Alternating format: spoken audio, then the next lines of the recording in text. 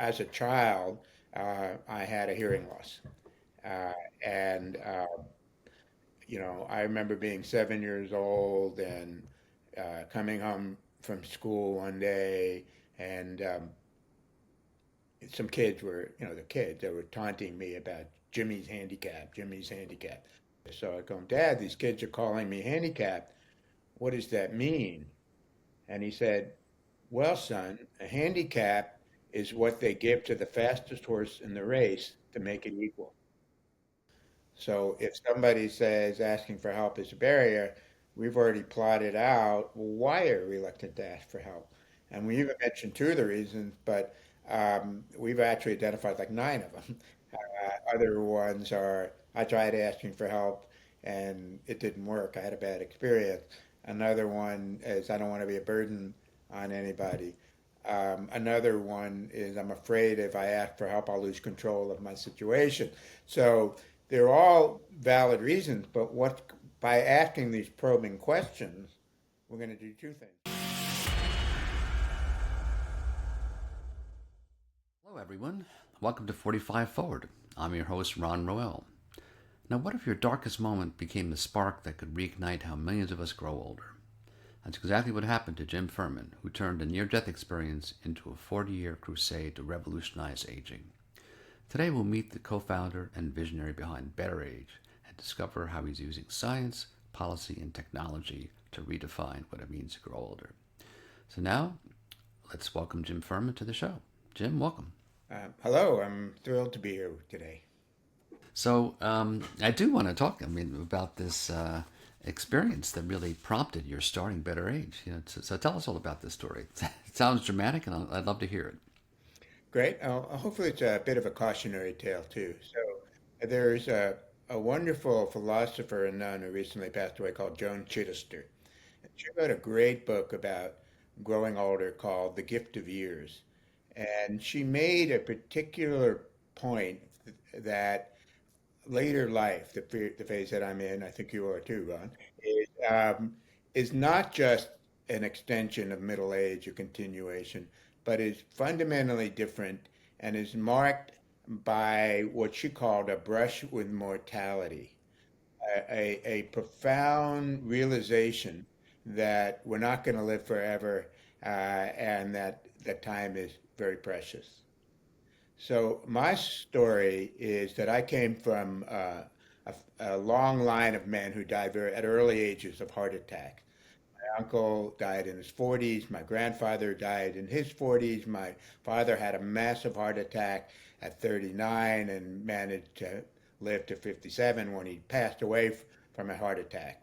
I was always in pretty good shape, but about 15 years ago, when I was about 58 years old, I started feeling cold all the time. I was feeling very tired and very lethargic.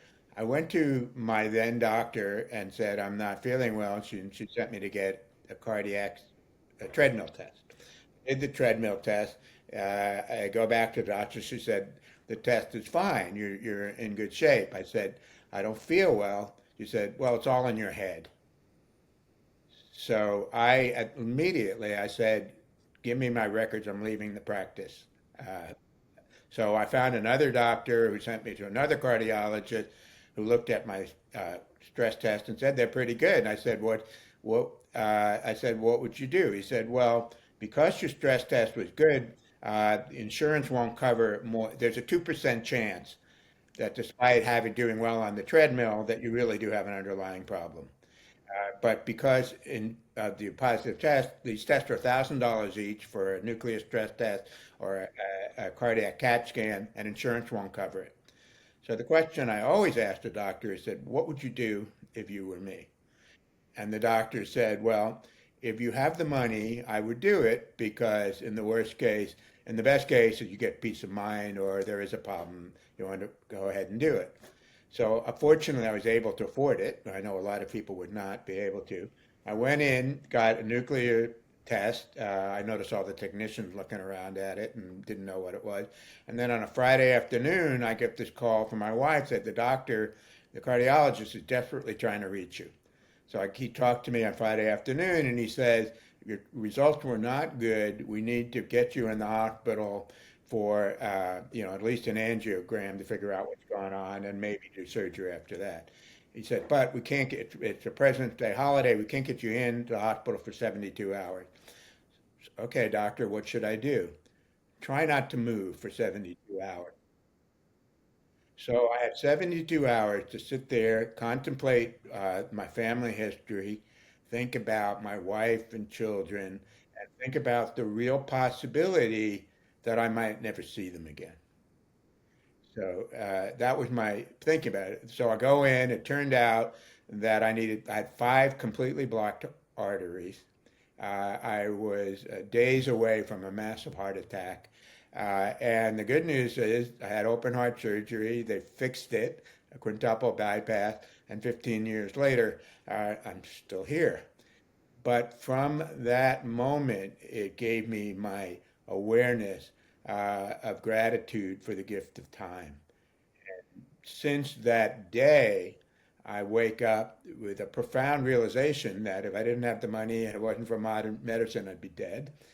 And so this day truly is a gift, but like any gift, I need to appreciate it and spend it wisely. And that experience is what inspired me to create the Aging Mastery Program and the pathways for millions of people to figure out how to age better. So you mentioned two components. I would add a third component is your own determination and instinct to because without that medicine wouldn't have done anything. Right, and to the caution to that is, and at first I was very angry at the doctor, and then I realized that it really wasn't her fault, but especially in this fragmented medical care system, all they have is the information they have. You know your body better than the doctor does, and you've got to find a doctor who will listen to you. So I felt very grateful about that. Good. So this was an inspirational moment. No, but in your younger years too, I'm always interested in people's sort of evolution. So you studied at Columbia, you were involved in social entrepreneurship efforts, aging social innovation. Did so other than this experience, were there other influences that brought you to your interest in aging well? Yeah, so I mean that what I just told you was 35 years into my career in aging well, but there were two early experiences that got me. One, as a child, I had a hearing loss, uh, and I remember being 7 years old and coming home from school one day, and some kids were, the kids, they were taunting me about Jimmy's handicap, Jimmy's handicap. So I want to give him a shout out to my dad about this. So I go, Dad, these kids are calling me handicapped. What does that mean? And he said, well, son, a handicap is what they give to the fastest horse in the race to make it equal. And that was powerful on a personal level, but also on understanding that sometimes reframing a disability is really important. The second experience was when I was about 11 years old. My grandparents moved in with us. We were living on Long Island. They had been in the city. My grandfather was a chemist, a physician, and the first graduate of Columbia Dental School. He had a very robust life. But at age 65, he was forced to retire because mandatory entry was enforced in those days.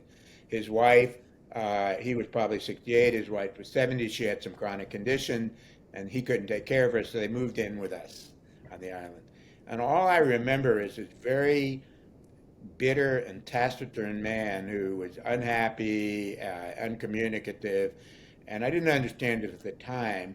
But later, when I grew up and I realized, boy, if you had told me I'm 74, 9 years ago, I had to stop working and I couldn't do anything, I would have been angry too. So those two experiences gave me insight and empathy for aging well because hearing loss is at least 30% of older people have hearing loss. Then I was at Columbia and I was in business school, I was undergraduate. I wasn't thinking about aging at all. But we did start this student organization to work on solving university problems because I was fascinated with students and faculty and making a difference in the community.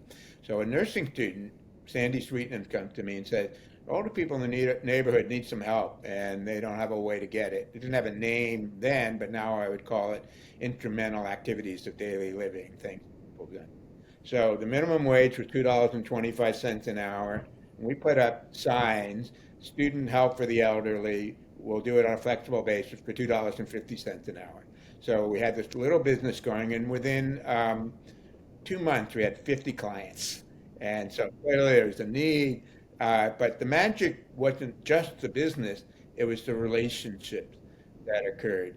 The clients, as we call them. One of the clients was Robbie, the Nobel physicist, and his wife. Another client was Lillian Hellman, the playwright. What was happening was the magic of intergenerational relationship. Uh, the kids would do laundry, escort them, whatever they needed done. One kid took his client to the racetrack because that's what you wanted to do. And all of a sudden, wow, this is a cool idea. This is something fun. Maybe it's worth. So it got me interested. So I then took a class in anthropology. Had a great anthropology department there, taught by a woman, Nan Pendrell, who's at the time was 50, at the age of 57. Her husband left her. She was at Pittsburgh, and she had to take care of her three kids. She went and got a BA degree at 68, her master's a BA at 62, her master's at 63, a PhD at 64. They made her chairman of the department, and she was forced to retire. So she became a radical Gray Panther and taught this course called the Emergent Aging, which is basically about now, about all of this time. And so those two experiences of something fun and exciting and seeing this problem encouraged me to take a career detour, if you will, and to see what I could do in this field of aging. Uh, Now we'll talk a lot about BetterAge, but I think before that you were involved with United Seniors Health Cooperative, right? So that was sort of the predecessor to BetterAge. Well before. So after graduate school, and I had this project. I went down to Washington to the National Council on Aging, and I said, I have this idea for a project. And the executive director said, well, it's a great idea, but we don't have any money. I said, I don't have a job. If I write a proposal, can I get a job? So that led me to working at NCOA for 5 years to develop intergenerational programs. One of the funders there was the Robert Wood Johnson Foundation. So I went there for 3 years and helped them set up the aging program. And while I was there, I got this idea or the need for a consumer organization to help people navigate the healthcare maze. So I left RWJ and did first real startup, United Seniors Health Cooperative, which was designed to help older adults navigate the healthcare maze to make the most of their resources and to do what they could to age well. So I got that experience there. So you've been involved in a lot of innovative things and I'll be honest, I never knew that your role in it, but things like, benefits checkup and, HICAP. I'm like, wow, this is the guy. I never knew, its origin story. So tell us a little bit about, these notions. And so you came up with these a little earlier, and then you developed them when you were at NICOA. Is that right? Well, no, those I think came out of the United Seniors Health Cooperative uh, was in the business of helping people to navigate their issues and challenges. So one of the challenges we realized that there was this maze of benefits out there, and people didn't know what they were. And it's so grounded in the experience of working with people, we identified a problem. So we said, well, maybe there's a way to develop a computer program to do. So we looked around at the time. This was like 1986 or seven, and the state of the art with some guy had an HP calculator. If you guys people are old enough to remember those things, which was calculating food stamp benefit. So he said, let's create a software program that will ask questions and know the rule for all the benefits program. And we started with what was a floppy disk thing. Every time a benefit changed, we had to mail out floppy disk. But it got an early start in the fact that the technology could work. And then about 7 years later, when I went to NCOA in 2000, the internet came along. We were able to translate that into an internet-based program. You asked about insurance counseling, the same thing with people coming in. We discovered that sometimes people would have 5 or 6 Medigap policies because people were preying on them, or they didn't, or they had all of these cancer policy, or they didn't know how to negotiate long-term care insurance. So in the process of helping many people, we were able to document the problems that people were having and bring that to Congress, which to highlight the need to change what became the Baucus amendments to ban, sale of multiple policies, to have ethical practices for selling, and on the long-term care insurance side, it led to adoption of better regulation from the state. So we learned from that the experience of service and data can lead to population system change. So by then I was hooked on the idea that we could do things, be creative, and come up with solutions that can affect the lives of many, many people. So so you were with NICOA, the National Council on Aging, for about 25 years, right? Yeah, NCOA, we call it. Yes. NCOA. I'm sorry. Okay. Yeah. So that was my second stint, right? So I had been there as a Right. Right. junior when I like to say I had a full head of hair. I don't know if it's true, but by the time I came back, I didn't have a full head of Right. hair. Right. So yeah, I was there for 25 years. Yeah. Um, So talk a little bit about the missions, because I think people, might, there's National Council on Aging, there's the Institute, they're different, so the National Council of Aging was founded in 1950, at about the same time I was born, actually, and was came out of the National Assembly for Social Welfare. So it was representing the private sector, Catholic charities, Lutheran services, neighborhood houses, to have a national to really foster voluntary sector program. It was founded by Ollie Randall. It had a great leader for many years, a guy named Jack Osofsky. And over time, it grew with the Great Society programs. And so it was a program known for its advocacy, for its innovative programming, and for really representing a lot of the private sector organizations in the field. Uh, by the time I came on board, it was in trouble. It was technically bankrupt. It had lost its not lost its mission, but was torn between, was it really a constituency group, and what was going on. And in fact, the guy who became the board chair told me I shouldn't take the job, but because it was, it was too big a mess. But I was naive enough to not to know what I couldn't do. And so over a course of time, and it didn't happen right away, we were able to turn things around, bring it out of bankruptcy, develop some new programs. And most importantly, I think we shifted from being an organization membership designed to serve constituency groups to becoming an organization focused on social impact. That what we really wanted, we didn't exist to help organizations thrive, we exist to improve the lives of people. And we embraced Jim Collins' good to great philosophy, one of which is to have a big, hairy, audacious goal, or BHAG. So we set one that we were going to improve the lives of 10 million people in measurable ways within 10 years. Everybody thought we were crazy. A couple of times I thought we were crazy, but we stuck with it. And it turned out we reached that goal 2 years early. So we have a lot more to talk about. I'm just going to take a very short break, folks, but when we come back, we'll be talking much more with Jim Firman, the co-founder of BetterAge. So don't go away. We'll be right back. Are you caring for an aging loved one? It can feel overwhelming, but you don't have to do it alone. Ron's book, The Caregiving Navigator, is a step-by-step guide designed to help you plan, prepare, and provide compassionate care with confidence.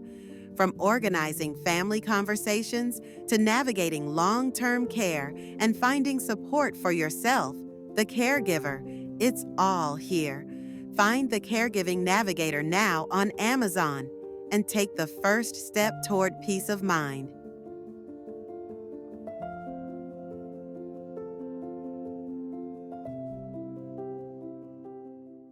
Okay, folks, welcome back to 45 Forward. We're talking today with Jim Firman, the co-founder and chief innovation officer of BetterAge. We are talking about Jim's creating of the Aging Mastery Program when he was at the NCOA, National Council on Aging. So talk a little bit more about this program, Jim. What does it entail and what does it do? So this was not soon after my brush with mortality. So I had now had this experience, gratitude and time.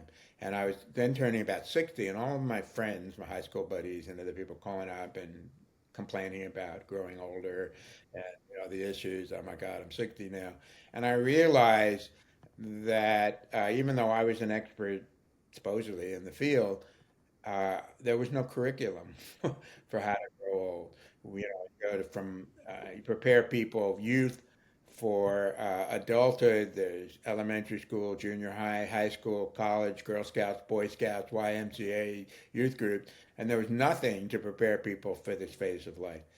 So we got the idea, well, maybe we could put together a program, which became the Aging Mastery Program, to help people uh, navigate this phase of life. So we do the kind of co-creation process, which I really love. We identified 6 super innovative organizations, senior centers, and said, help us co-create this. So we worked with them and developed what became a 10 to 12 or 12-week course. There was a Aging Mastery program. Then there was an Aging Mastery for Caregivers program, which had 12 classes, and then there actually became a Jewish Aging Mastery program, different kinds of things.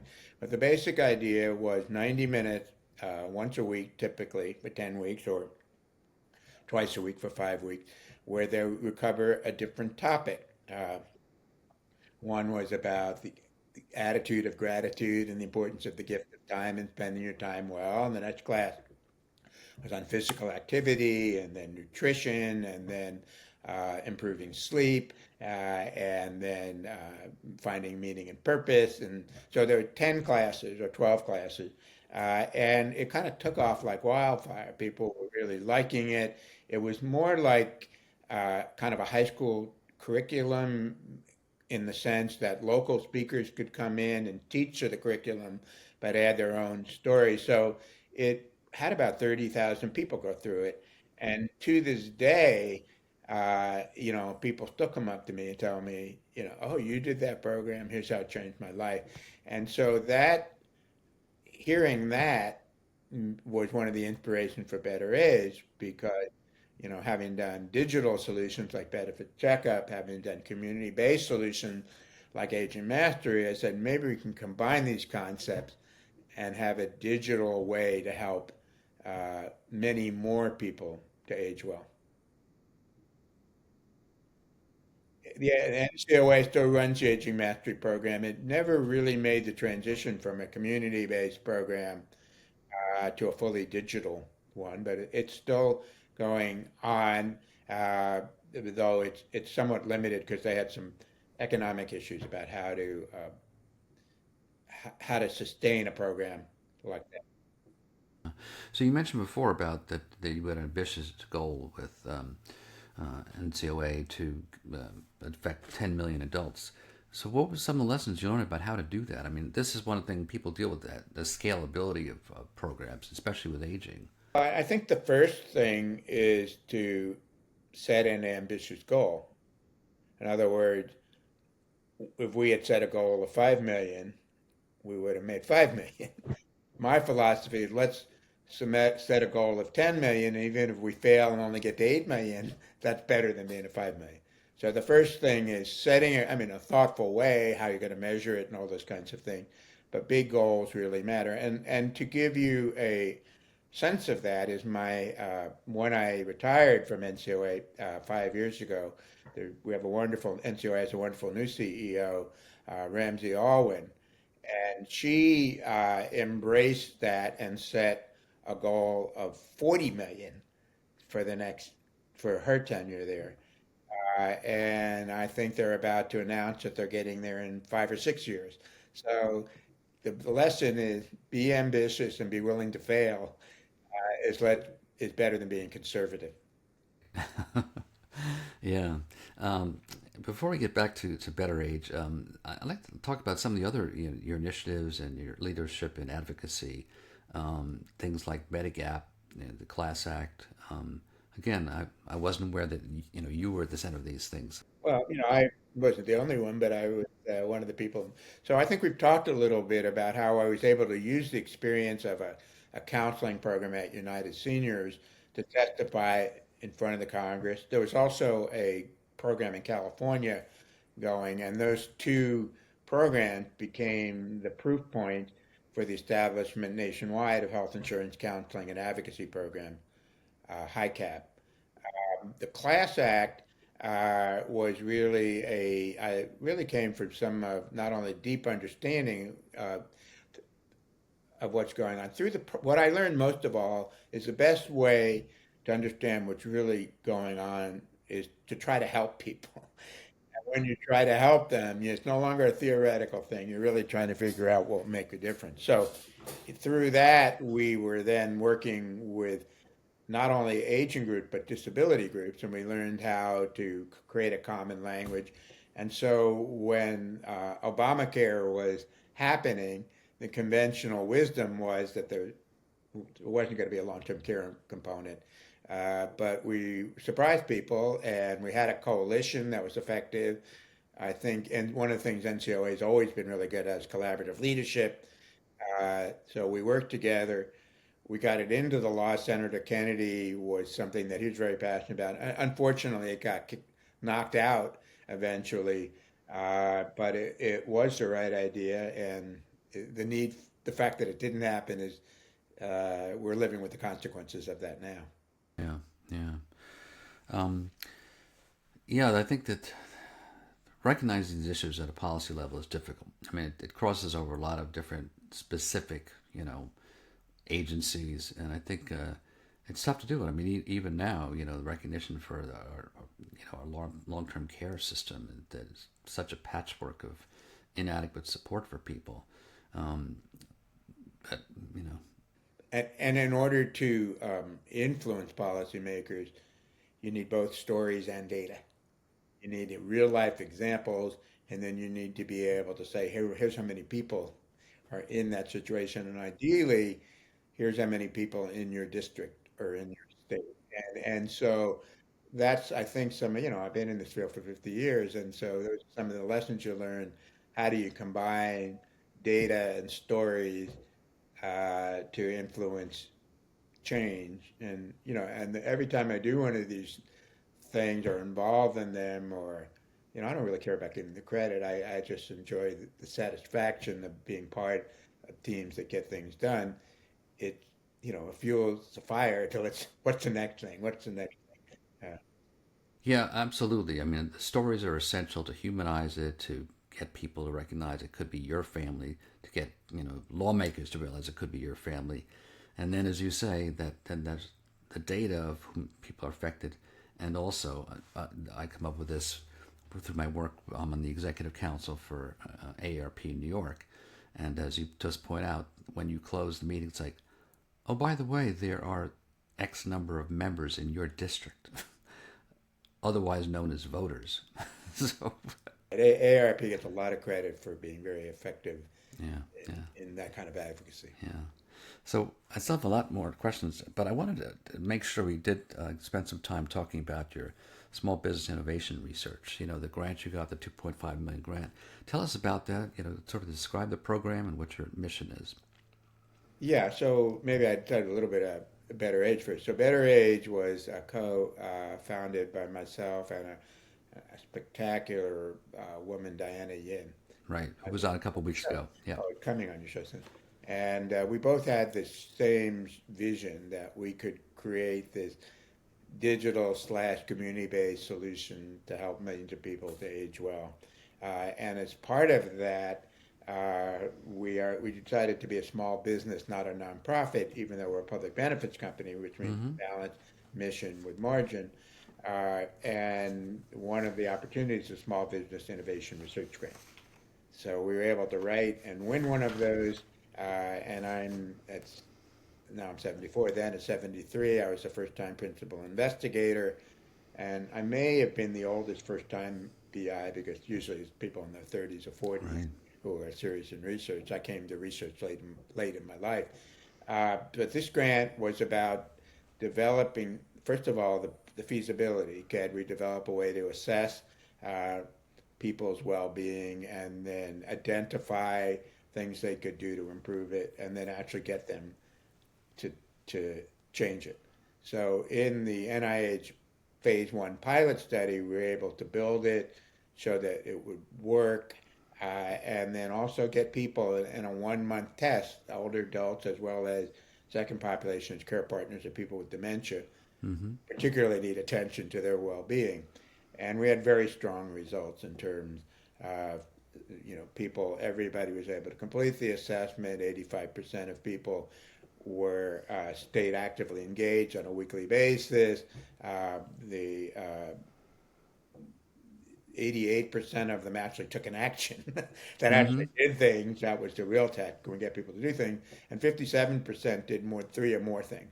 So it was very promising that we could do this and also get people to change behaviors and take action, which is the purpose of the grant. And now we have a $2 million second phase to build out the service more completely and to do a large randomized trial with 480 people to measure its long-term effect on people's lives.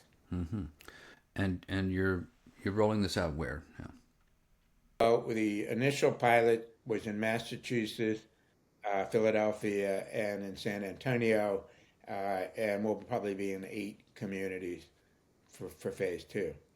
Um, in addition, we have other pilots going on, funded by New York State and Washington State, and we probably have 40 organizations involved in single site or multi site demonstration programs as well. So how can people find out more about this? Uh, BetterAge.net is the website, and that will provide information about who we are and what we do.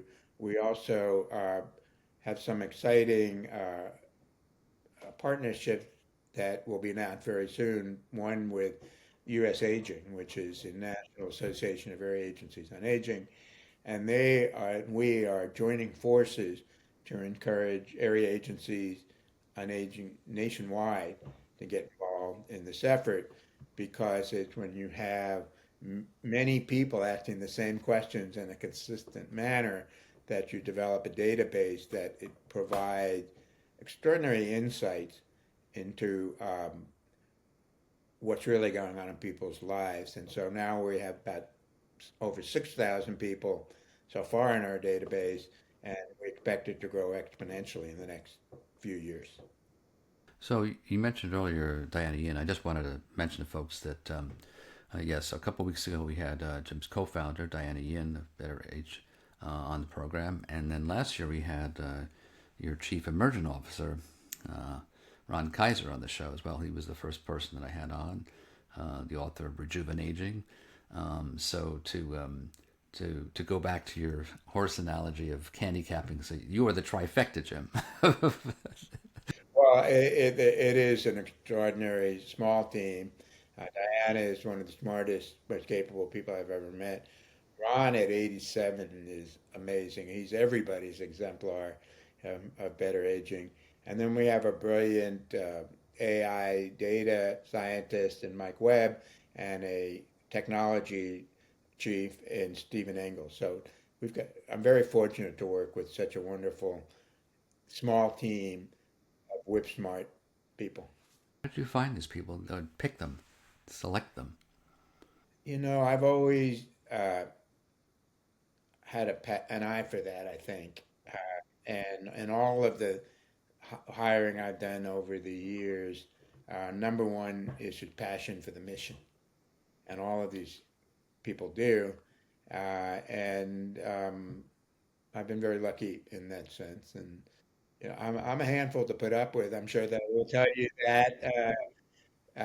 But we're all passionate, and so we figure out how to make things work. And you have an Age Well Innovation Network, is that right? Yeah, that's my real personal passion to work very closely with innovative community leaders to develop and test things all along the way. So it's a co-creation process. It's a rapid cycle innovation process where, we'll say, all right, we're thinking about this wireframe or that wireframe, which one do you like better or how. So we engage, I love engaging them. To me, that's having a vision and then having a systematic co-creation process is great fun. And when you have really smart, dedicated people and people, professionals who work with people, older people every day, are brilliant in terms of their insights. So it's great fun to have this rapid cycle innovation process to help uh, support the work of the company in terms of how do we develop great products that really work for people that people want to use, as well as how do we develop data and insights that can inform organizations and policymakers. Yeah, I think that's an interesting challenge I think you're facing. Going from the research and development stage to actually implementing solutions and products. I think sometimes that there's a gap there, and you're focusing on sort of rapid development. I think is an I think it's one of our, strengths, and it's particularly now in this rapidly emerging world of AI, something that AI can't just do. I mean, it can enhance and strengthen AI by grounding it in real world realities. right, right. So beyond this, your project you just described, this small business development innovation grant. Anything else coming up in terms of other kinds of projects? Yes, several. So we are now, we did a pilot project in New York State last year that with 5 centers, and the goal was they were going to try to reach 1,000 people and see whether it's feasible to get them to fill it out and see whether it was useful in terms of information. It was funded by the New York State Office on Aging, Greg Olson, the director. We actually got 1,465 people, so we beat the goal.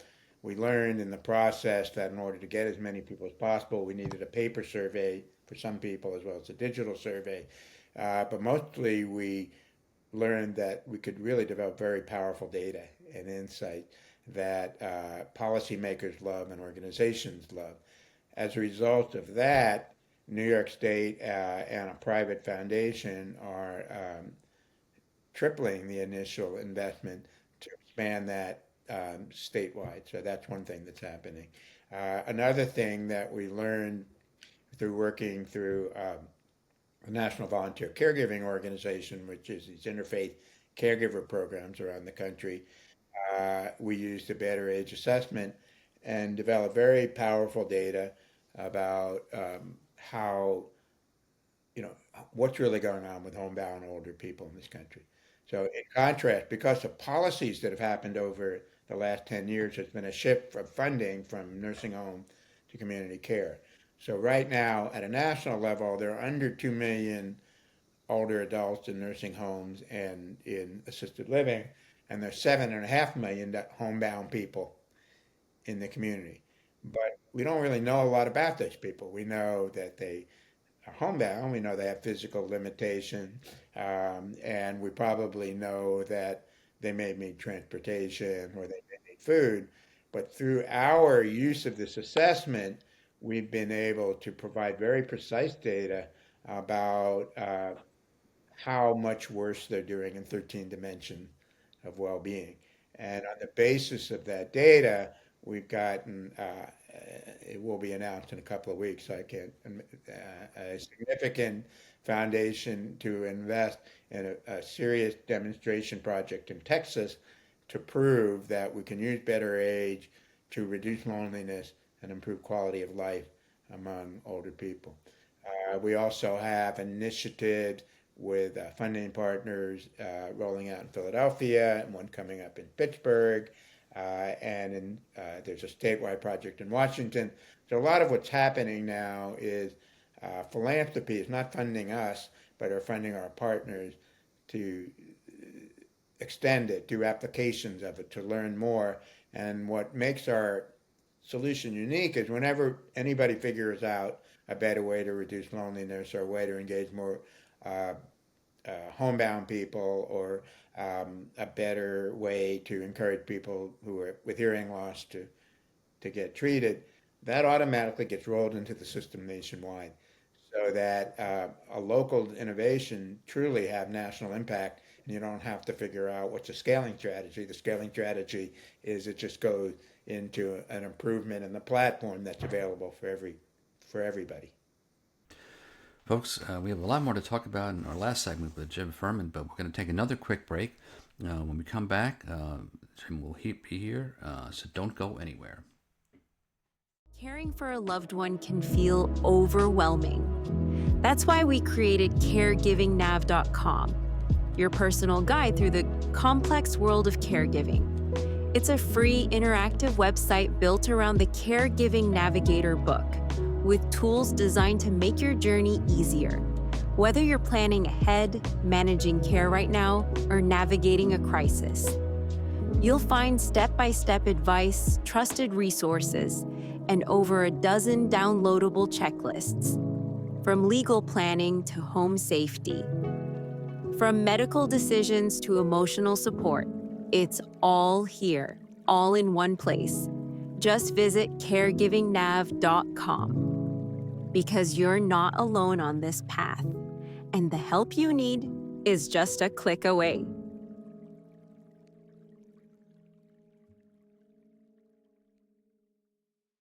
Welcome back, folks, to 45 Forward. I'm your host, Ron Rowell, once again with Jim Firman, the co-founder and chief innovation officer of BetterAge.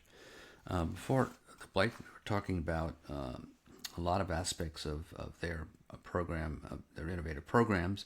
And one of the things that Jim and I were talking about during the break was how to move from data to getting to people to use it and going forward. Yeah, so one of the things, a hypothesis, which I think even up to 6,000 people were pretty confident is about, that if you get lots of people asking the same questions and you can pool the data, it gives you a big enough sample size to develop some powerful insights, not only insights that can help individuals, but insights that can lead to system change or policy change. So let me give you two examples. The first example is, when we ask people about what's preventing you from aging well. We've asked the question already, how well are you doing in 13 dimensions of well-being? So we have that pulse. But then we say, what's preventing you? We have different kinds of barriers. One, what are called the social determinants, food, housing, shelter, transportation, access to healthcare, a series of health-related, and then there's this other series of things about internet access and lack of time, energy. And one of them is I'm reluctant to ask for help when I need it. So it turns out that 20% of older adults check that box and self-identify that I'm reluctant to ask for help when they need it. So we then were able, because we have a large data set, say what's the difference between people who are reluctant to ask for help and people who are not reluctant to ask for help. And basically, people who are reluctant to ask for help are doing 2 to 3 times worse in every single dimension of well-being. And it was a surprising finding. These are people who are connected to senior centers or other programs. So I understand this on a personal level. I was one of these people who were reluctant to ask for help. I've always been driven to get stuff done, but I always believed I should do it myself. So I mentioned at 73, I became a first-time principal investigator in an NIH grant, which in addition to the research has like 30 online forms you have to fill out. And I just could not do it. And one time I spent 2 hours screaming at the computer because it wouldn't accept the form. And it mattered because we couldn't get funding without the form. And so finally, I see there's a helpline. So I call the helpline. I said, I'm 73 years old. I've never done this before. Please help. And guess what? They helped me. And I can't tell you, it was like a flip the switch for me. I felt like I was Aladdin with the magic lamp. Because all I want to do is get things done, right? I want to make the most of each day. And I realized that life's a lot easier when you ask for help. And now we have data, which is very clear, very compelling, which you can see in dramatic ways. And this is important for two reasons. One, we now know if somebody says they're reluctant to ask for help, we've got to approach them a little differently. But more important, it screams for a public education campaign, PSAs. Asking for help is not a sign of weakness. It's not a sign of dependency. In fact, it's a fundamental key to aging well. And this is something that wasn't clear before, but because we had well-being data and barriers data, we were able to do that. And it's going to lead to that kind of change. And if we can reduce from 20% to 10% the number of people reluctant to ask for help, we're going to dramatically affect the lives of several million people. That's one example. Um, the second example is one of the questions we also ask in addition to the well-being, the various questions we call demographic questions. One of which, beyond age and living arrangement and work situation is, uh, do you volunteer? And so originally it was a yes/no question. Then one of our community innovation partners said, well, why don't we give them people three choices? Yes, I volunteer. No, I don't volunteer and I'm not interested. Or no, I don't volunteer, but I would if somebody were to ask me.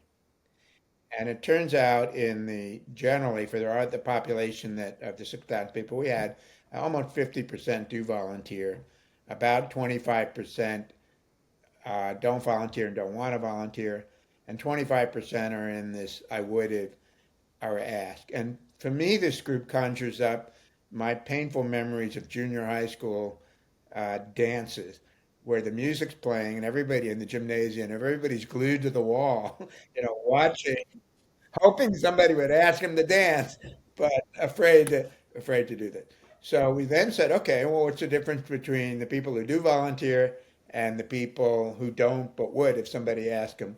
Same dramatic differences, much higher life satisfaction, having more fun, more connection, more meaning and purpose, less loneliness, etc. And this now, our partners like this for two reasons. One, it's a way to improve quality of life for 25% of the population by showing them data that do this. And secondly, it's a way from a community to encourage more people to actually volunteer. So it's these kinds of insights, and our great CEO Diana talked about it. We're an insights and engagement company, so we have insights, and then we figure out how to engage people to act on those insights. Those are just examples which, you know, give me juice to keep going because they said we're really early on. This is only 6,000. What happens when we get to 60,000 or 600,000? Then our ability to have an even greater impact, or to slice and dice data so that we can look at African American women between the ages of 70 and 75, and how do they, all the things that come from a larger and over time longitudinal data set are exciting. Yeah, very exciting. I mean, these two things, I just want to chat a little bit about them, which is, I think, are really dramatic. The first one, of course, asking for help. This is something that I come in through a lot of my work in producing information and being I wrote this book called The Caregiving Navigator for family caregivers. And that, of course, as you know, is one of the big problems with issues for family caregivers, asking for help. And I think that, I mean, I was thinking about what are the reasons, and one of them, there's this rugged individualism. I should be able to do this myself, so I don't want to ask for help. Why can't I do it? What's wrong with me that I can't do this? And the second one sometimes is like well, I don't want to be a burden to people, ask for help and but that's one of the things that I mentioned is this is one of the keys is knowing when to ask for help. So, two things about that. One, uh, so what we'd be doing is providing more proof points to make. But the second thing is one of the things that we are building in now with NIH support is the ability to go deeper. So if somebody says asking for help is a barrier, we've already plotted out, well, why are you reluctant to ask for help? And we even mentioned two of the reasons, but we've actually identified like nine of them. Other ones are I tried asking for help and it didn't work. I had a bad experience. Another one is I don't want to be a burden on anybody. Another one is I'm afraid if I ask for help, I'll lose control of my situation. So they're all valid reasons, but by asking these probing questions, we're going to do two things. One, we're going to know how to explain to an individual how to overcome their specific fears rather than general. But we're also going to develop the insight to inform the public education campaign because how many people, my guess is the two you've identified are near the top of the list, but there are others as well. So the ability to see a problem and to go deeper is very exciting. The other thing I want to mention, because you pointed it out, is with our NIH funding in general, we have two populations. One is ambulatory older adults and seniors who live in communities. The other is specifically care partners of people living with dementia. And if there's any group in this country that need help and focus on paying attention to their own well-being, it's that group. So we are very focused on their needs. And of course, they have huge constraints in terms of what. And one of the things, for example, we learned in our initial pilot was, if somebody says they want to do physical activity, it's okay to tell a senior center participant participate in a class or take an hour walk. Care partners need things they can do in 5 or 10 minutes when they can find the 5 and 10 minutes. Anything more than that's unrealistic. They also have a tremendous need for mute support, peer support, engagement, etc. So we're very pleased that we're able to focus on a vulnerable population such as care partners, homebound people, etc. Because and increasingly, people of different uh, ethnic and racial uh, groups because there are different nuances to solutions that may be needed or how we explain those solutions. The other thing I wanted to add a little bit on to, because I found fascinating about your volunteering, because I think you're right. I mean, certainly, when we talk about older people, volunteering is a form of engagement, socialization.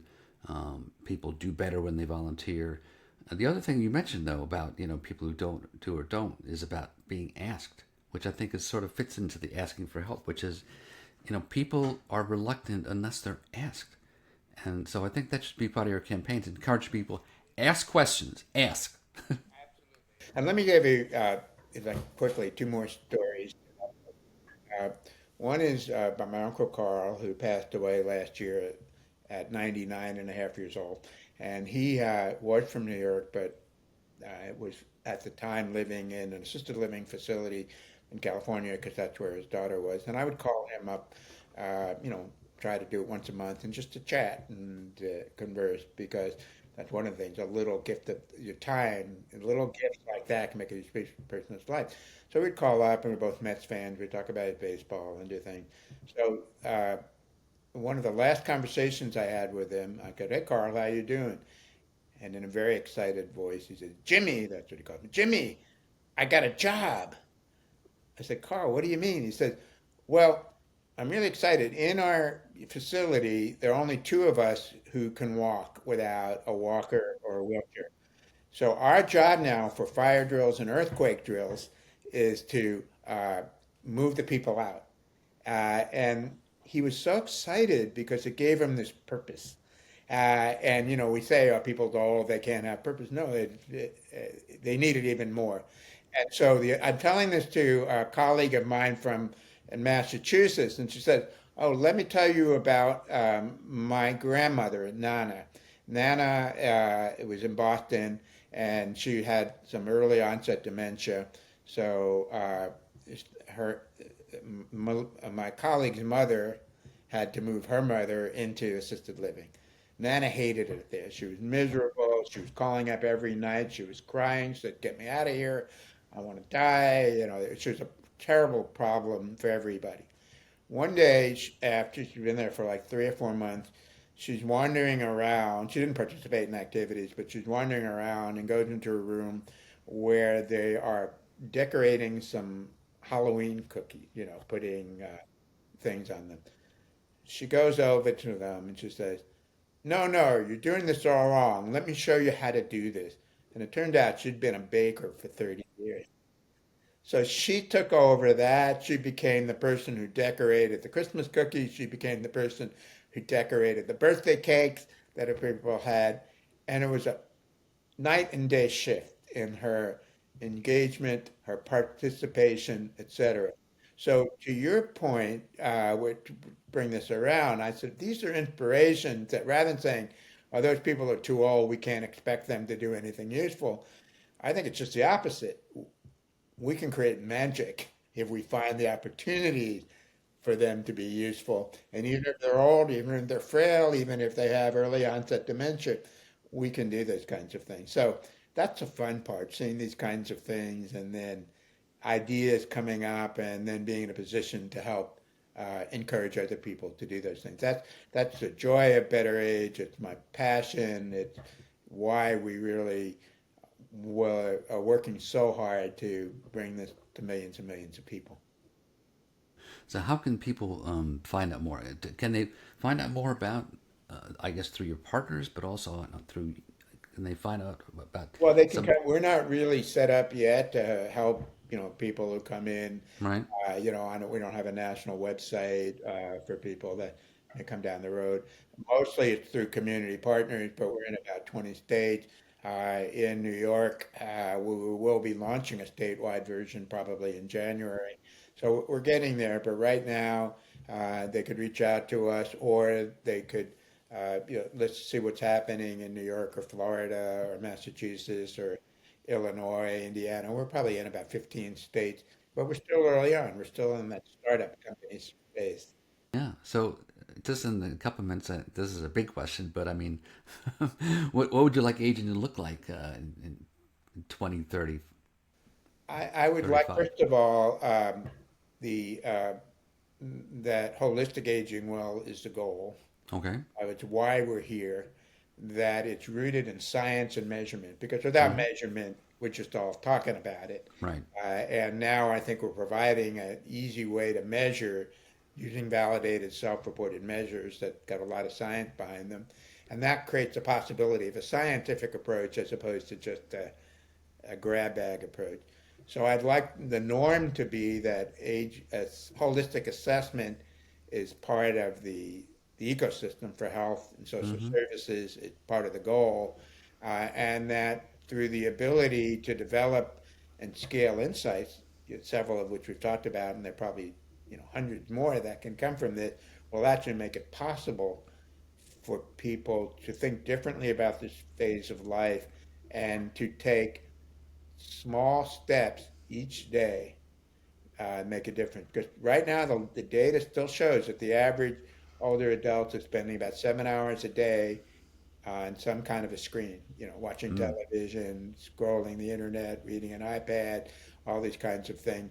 And or other forms of leisure. And if they were just to shift 30 to 60 minutes a Mm. day to more purposeful activities, it would make a huge, huge difference in most people's lives. And our goal is to help them identify what those things are that would be work for them, Hmm. and then to actually provide them the kind of support, engagement, opportunities, whether digital or in the community, that actually get people to change. So, you know, so we have a big, hairy, audacious goal. I have a personal, big, hairy, audacious goal, and I consider this my capstone project. I feel like it's something I've been in training all my life for. Right. And I think that's how people should think about this phase of life. Well, I start with the hypothesis that you've been in training all of your life for this moment. Yeah. Hmm. Therefore, what does that mean to you? Right. And Absolutely. I think that could really help people. Yeah. That's great. Well, there's much more I could talk about. I'll have to save it for another podcast. I really appreciate all your insights. A terrific, thought-provoking show, Jim. Thank you so much. Once again, if people want to get in touch with you, how would they do that? BetterAge.net Okay. would be the website. And Or just, ask their community partner organization, do they know about it? Because maybe they do. And if they don't know about it, they should anyway, because then right, we could work with them, right, make this available to them. right. Okay. All right, folks. Once again, thanks for spending this hour with me. You can see a full archive of my shows on my website, 45forward.org, and you see an archive of all my shows. You have comments, questions, suggestions for me, you can always email me at ron.roel@gmail.com. So until our next episode, folks, keep moving forward, 45 forward.